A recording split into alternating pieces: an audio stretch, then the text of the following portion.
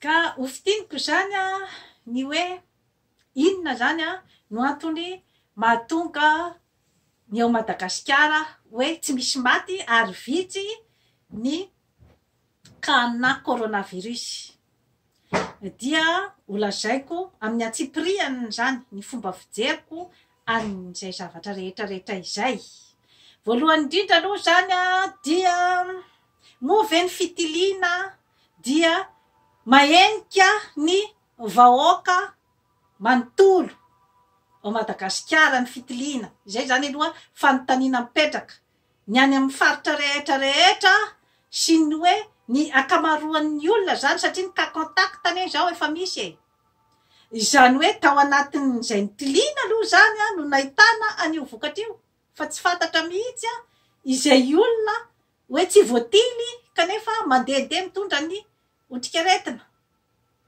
Zay aloha endrika iray. Dia faharoa manarakaraka an'izay dia eo ihany koa ny hoe toetrandro angamba. Nefa tsy afaka tena hoe misefie amin'izay zavatra zay. Hoe mafana kokoa ngamba zany any Madagasikara. Tsy afaka tsy afaka isefie zato isan-jato sika zany amin'izay zavatra zay. Fa mety miditra zay. Ny fomba fisakafoanana, raha ny fisakafoanan'ny Malagasy dia ny legioma sy ny voankazo ary ny reny tambavy ireny dia zavatra efa fihinan'ny Malagasy. Ny voasary makirana, ny sakamalao, ny karazana episy sy ny rehetrarehetra izay hoe mety anamafy ny hery fiarovana ao aminy. Efa nohaniny hatramin'izay zay zavatra zay. Ka izay angamba mety ihany koa ao anatin'ny ataontsika koa zany hoe fanazavana ny hoe mety mahatonga an'ilay virus zany tsy andresy izany ny akamaroan'ny vahoaka malagasy. Dia eo ihany koa zany ny hoe karazana hoe fomba fisainan'ny malagasy zany ny amin'ny hoe tonga de efa rehefa nilazaina zany hoe misy ny aretina coronavirus dia efa tonga dia niazakazaka daholo zany ny rehetrarehetra nandray ny karazana précaution, ny voasary makirana sy ny sakamalao sy ny zavatra rehetra zany izay mety efa mety ampatanjaka. Efa nilazaiko teto daholo izany zavatra rehetrarehetra izany ary dia mba mahafierahy ny hoe mba noraisin'ny olona zany ny fampitan-kevitra izay nalefako teto. Ka izay indrindra maty zany no hoe tiako ho atitraterina amin'ny tenin-dramatoa Arsoapakerety ny amin'ny hoe tsy ilainay ny fanazavana izay ataonao eto fa misy olona mahay lavitra noho ianao aty Madagasikara. Ka hevitry ramatoa Arsoapakerety zay zavatra zay azy zay ary manana droit izy ilaza ny heviny mikasika ny fijeriny ahy. Fa saingy kosa ny vahoaka no jereko amin'izay lafin'izay. Ary hoe izay zany ny araky ny fanadihadiako zany no mety nahavitsy ny olona voan'ny coronavirus zany ary tsy nampisy ny maty. Ary tsy adinotsika koa ny hoe fandraisan'ny fanjakana zany ny fepetra rehetra sy ny hoe karazana toromarika sy torohevitra rehetra zany mikasika ny fitandrovana amin'io coronavirus io. Zay zany aloha dia analizy avy ety amiko zay zavatra zay. Ny ety amin'ny Occident zany, aty Amerique du Nord, indrindra ny États-Unis, betsaka ny maty satria izay zavatra zay zany fanontaniana naverimberin'ny ramatoa Arsoapakerety taty amiko zany izay zavatra zay. Hoe nahoana no betsaka maty any aminareo any amin'ny Occident noho ny aty Madagasikara. Ka ny amaliko ny teniny zany a, ny atikatra dia mety anazava azy angamba ny hoe ny antikôro zany a mety tsy de tena hoe matanjaka loatra zany a noho ny fomba fisakafoanana satria betsaka ty zany a ny hoe sakafo congelé, sakafo izay ambifotsy no hoanin'ny olona.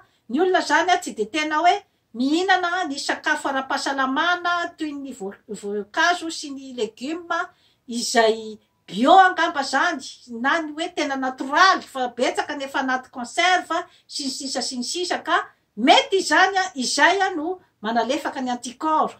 Mety ihany koa ny finanana fanafody simika be loatra koa, mety ny fomba fiainana izay misy karazana stress be loatra koa mety ho tafiditra ao anatiny daholy a izay manalefaka ny antikôro. Kanefa ny zavatra tsara ho marihana dia ohatra ao États-Unis dia ny tena betsaka maty anie dia ny mainty hoditra, 700,000 mainty hoditra zany a ao États-Unis no voan'ny coronavirus. Inona ny antony? Satria betsaka zany ny tany fahatrana ao amin'io toeran'io.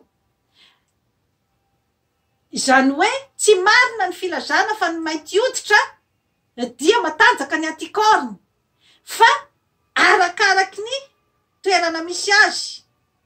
Satria raha ohatra izy izany mipetraka aty amin'ny tany mangatsika izay hoe en plus n'izay rehefa hoe tsy ampy loatra zany ny fananana satria lafo ny legioma sy ny voankazo aty, fa ireny sakafo ambifotsy sy ny McDo sy ny sisa reny zany ireny no mora aty. Dia azo sokajiana fa ny mpanambola sy ny olona izay manana culture instruction ambonimbony kokoa zany izay hoe afaka maka information momba ny fahasalamana no mahafantatra fa tokony hihinana legioma sy voankazo. Ka ireo karazan'olona ireo zany a no afaka anana ny antikôro izay hoe matanjatanjaka kokoa zany raha ohatra aty amin'ny Occident zany no lazaitsika. Satria Alandramatoa ary Sopakerety koa mantsy ny teny hoe tany vaventy ny aty. Ary alany koa ny miteny hoe tany mahantra ny an'ny Madagasikara. Aiza re tsika e? Aiza ny fanetretena?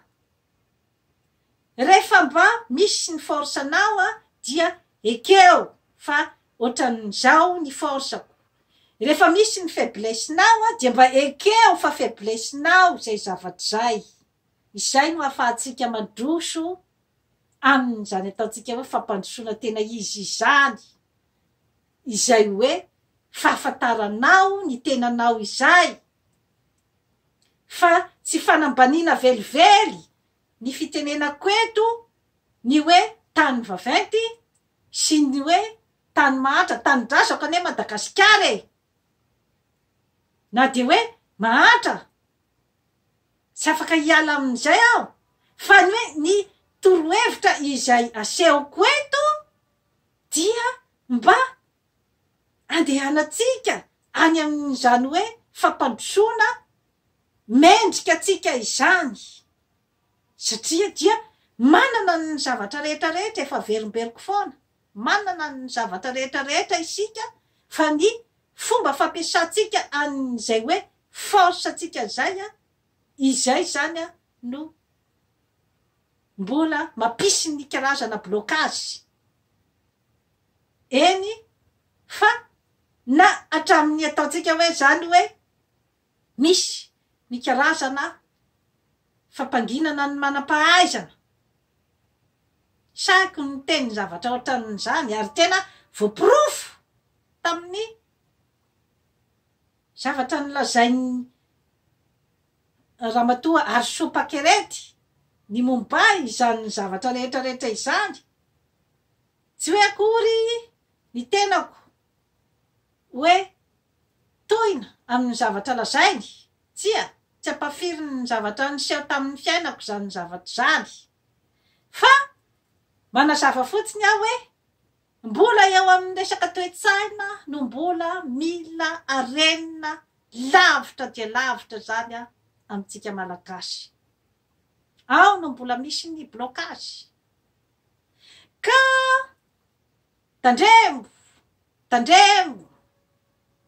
sao dia varinany hoe mbola tsisy ny maty sao dia varinany hoe mbola vitsiny marary fa misoko mangina io aretin'io ary tsy ny aretina coronavirus ihany ne no atrehan'ny Madagasikara amin'izao fotoana izao tsara ho fantatsika zany zavatra rehetrarehetra izany fa miatrika olana goavana dia goavana eo amin'ny resaka ekonomika eo amin'ny resaka fahasalamam-bahoaka tsy voatery coronavirus fotsiny no ateraka izao événement rehetrarehetra izao epidemie izao eo ny areti-tsaina eo ny fikorontanan-tsaina eo ny fahatrana ny olona nga say mandeha any hôpitaly itsony raha vao tsy hoe coronavirus no atahorana fa satria andovola izy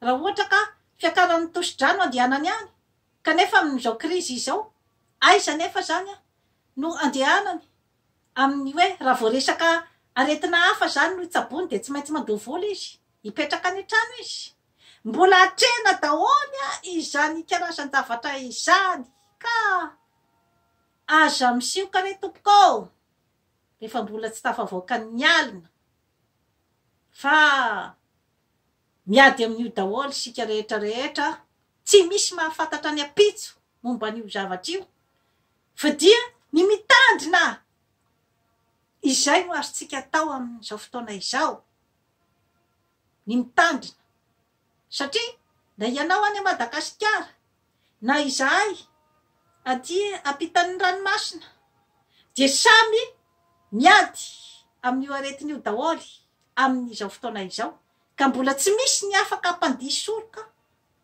hitompiteny fantatra fa afaka miady amin'io aretin'io ary mandavo an'io aretin'io ary tandremo ny famerimberenana fa voafehy ny aretina ny hoavy ny ilaza azy mitandremo ary malagasy ary tandremo ny fitiavana pouvoir be loatra ny amintsika Afrika sy Madagasikara tandremo fa manana n'izay toetra izay tsika faiblesse izay hoe te hipetraka ambony seza volamena daholy ny rehetrarehetra fa tsy te hisasatra tsy te hikaroka tsy te hamakafaka ekeo fa izay no faiblesse tsika